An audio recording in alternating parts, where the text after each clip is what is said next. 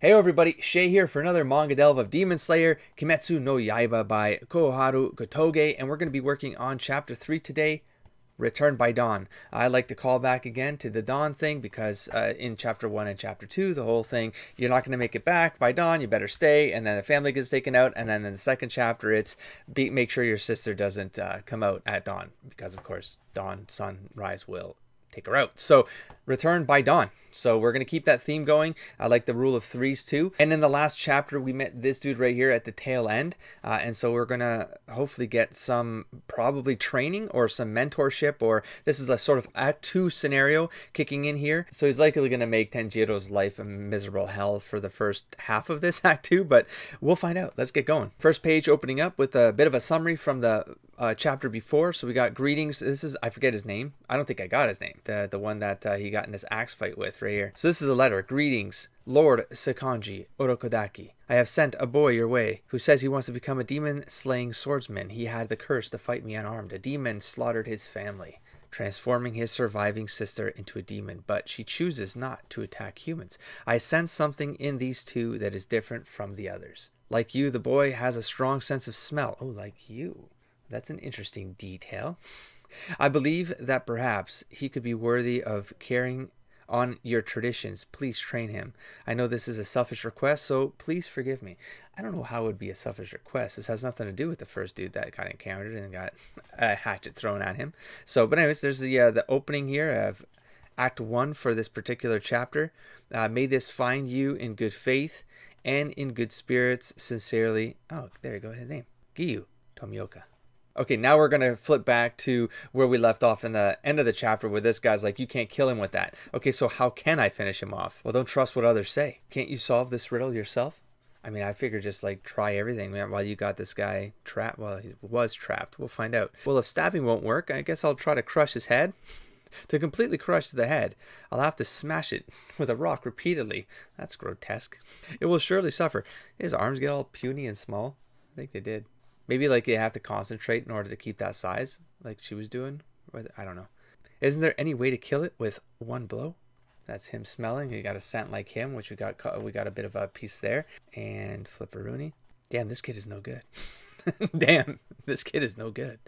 His kindness prevents him from taking decisive action. When facing a demon, he still reeks of sympathy and consideration. He smelt that. He even feels sympathy for a demon. Giyu, this boy is useless. Demon's coming back too. I was unconscious.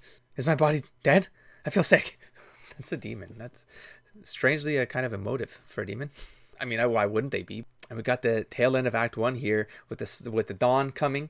This is a good start to a story here because it's almost like a fresh start. Like this is Tanjiro finding someone who we don't know yet, but story-wise, it's like this could be the person who could train him. And then we did get the message. I mean, we are told as a narrator from the note here that, he's got smell like you. Maybe you could train him, blah, blah, blah. And then we have the sun rising, which is like a clean start. So in storytelling tradition, sun setting is usually a bad sign. Sun rising is usually a good sign. Or, I mean, it could lead to just an adventure. It's like a quest begins, the kind of the start of the journey. Tanjiro is about to find out like what his new life is going to mean, and this is all like a new start kind of setting off here. So it's like, how do you kill the demon? Well, I don't know. I'm gonna stab him, smash it with a rock. I don't want to do it. And then the sun comes up and there's your answer.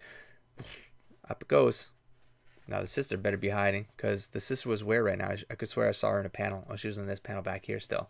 She's probably getting out of dodge there. Just a touch of the sunlight did that. No wonder Nezuko fears it. In the basket, he's burying the demon's victims. At the kickoff of Act 2 here, in only 2 pages, we get this story beat, which is all about this unfair situation that's going to kick the protagonist off into the journey in some quest, right? And so he gets introduced, or official introductions happen here. I am Sakonji Orokodaki. You must be the one that Giyu told me about. I am Tanjiro. My sister's Nezuko. And then immediately turn around here. Tell me, Tanjiro, what will you do when your sister eats someone? Oh. And so that's the question. That's the unfair situation here.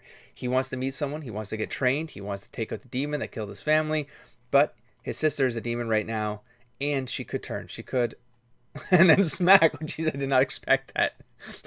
Smack. You think too slowly. I mean, that's the lesson I guess he's learning. They're all talking about it. He's indecisive because he's too generous. He feels too much, even for his enemies. Jesus, he lays it on hard, man. It's like, you're too slow. You'll never finish it off before the morning light. Why didn't you answer it immediately? You're too soft. There's two things you have to do when your sister eats someone. You kill your sister, and then you slit your own belly. Jeez, I mean, you want to lay it on a little stronger there, bro? You got like, jeez Louise, man. But it is your sacred duty to ensure that this never happens. Your sister must never take the life of an innocent person. Do you understand what I'm saying? Well, I mean, that's what he's fighting for, dude. You just beat him for like, yes. Very well. I will test you to see that one. Okay, now let's get right into it. I will teach you then. You said yes. Shoulder your sister and follow me. And tick, tick, tick, tick, tick, away they go. We are on page 11 right here, literally at the midpoint, and we're off. So we're kicking off into the second half of Act 2. This is where he's going to get what he believes he wants, but it's going to kind of go south on him, and then we're going to find out how this chapter ends. Crossing fingers. The folklore-esque, the kind of the patternistic storytelling in this is it's simple but wonderful because it's of its simplicity. It's very easy to grasp, you know. So he's fast. How old is this guy? A sweet little moment here. We're in the midpoint, so a little bit of exposition time because it's important to kind of get to know the characters that are on this journey with Tenjiro. And so we get a look at Nezuko here, where, you know, she's like sewing up her kimono, and he's like, just get a new kimono. No, I like this one. I would rather use that money to give the younger kids plenty to eat. So she's kind of like a brother, even, I mean, before she turned into a demon. That might be what she's holding on to too. There's something that's able to make her still hang on to her humanity with Tenjiro. I will make you human again, and then I'll buy you a beautiful kimono. Everything I couldn't give them, I'll give to you. Well, we'll see. So he finally makes it. The test begins now. Climb the mountain. Like he just freaking killed him running with that sister on his back. I'm curious. I mean, if she can keep changing her size, I mean, just make herself lighter. If she has like control over mass, I don't know, just make yourself super, super, super small. So I can carry you easier, sister. Anyways, I'm already tired. My legs are getting weak. I'm dizzy. He's still huffing and puffing there. Now you must descend to the house at the foot of the mountain. This time I will not wait until sunrise. Jeez. He thinks I'll get lost in the thick fog. The whole getting lost in the woods thing is a very narrative tradition thing to do. Getting lost in the woods is basically you not knowing yourself, and you going into the woods is you trying to get to a clearing or find a path, and then getting out of the woods is actually you kind of coming to. Even the fog is a representation of that. It's the cloudy mind. I know it's kind of weird for me to bring these things, but they repeat so often that it's just, they're lists in my head, you know, that I look out for. I just have to get back before sunrise. So he's got a time limit, and the sun really, really is important. So it came up in chapter 1, it came up in chapter 2. They're using it as a theme in chapter 3 because it's return by dawn. And it means a lot. Like, even if I'm going to derail a little bit here, but you think about the sister too. Like, what would you do if your sister eats someone? Well, you got to kill her, and then the next thing you do is that you kill yourself. The point he was actually getting to is that you don't even want to let it get to that point. And it's basically, you don't want the sun to rise. The sun to rise is actually, it's strangely enough, it's supposed to be the symbolically the new beginnings or life or rebirth, which it still could be, but it's also, there's a bit of balance going on here because it's death for the sister. Pretty awesome. I like the balance. I like that harmony between the two characters again, even symbolically there with the sun. I like it very much. Okay, so that's easy. Have a sharp nose. I've already memorized Urokodaki's scent. So he just scent memory. Like, this guy's scent is crazy, man. Super powered. I don't know, man. Well, we'll find out. We'll find out what's going on here. Even if I can't see him, I can still follow him all the way. Look at that. That fucking super smell like hell. And then it gets whip. It's like machine gun snowballs or rocks. Who's throwing rocks? Oh, rocks.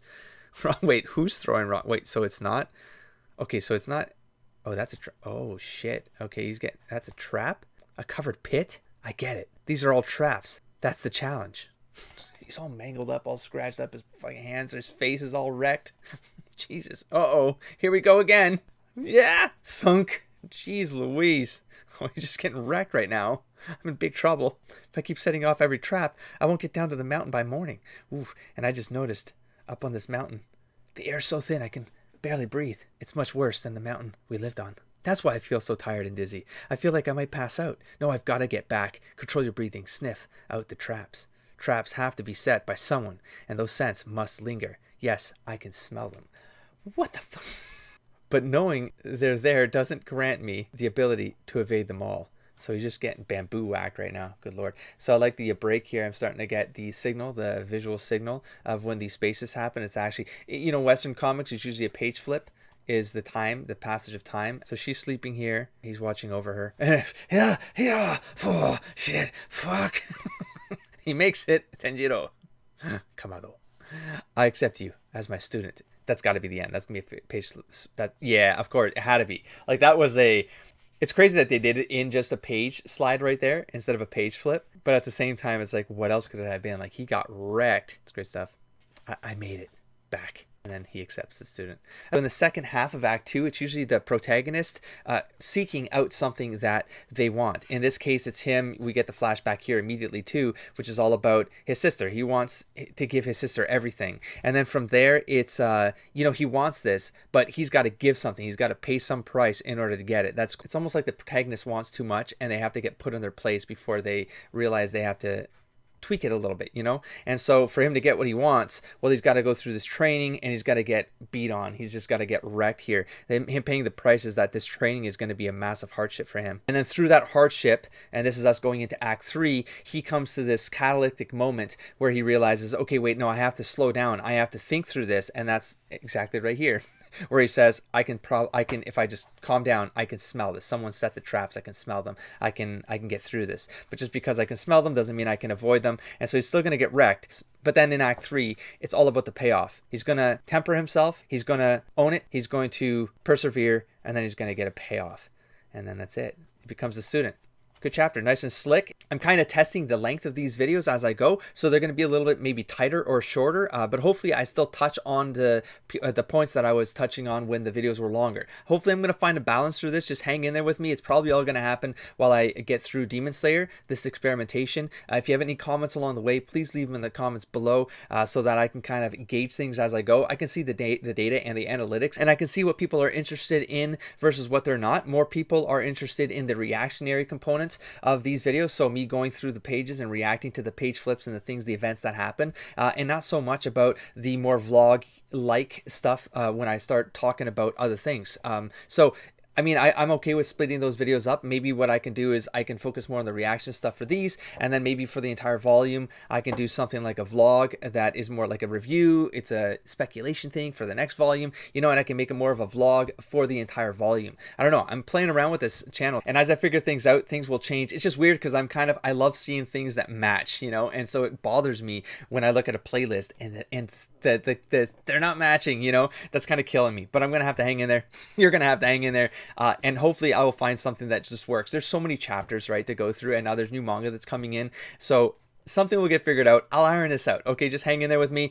Give this a like if you enjoyed it. Of course, that encourages me to come back sooner, and subscribe if you haven't already. So I'll catch you in the next video. Don't forget to explore, engage, and inspire everybody. Peace.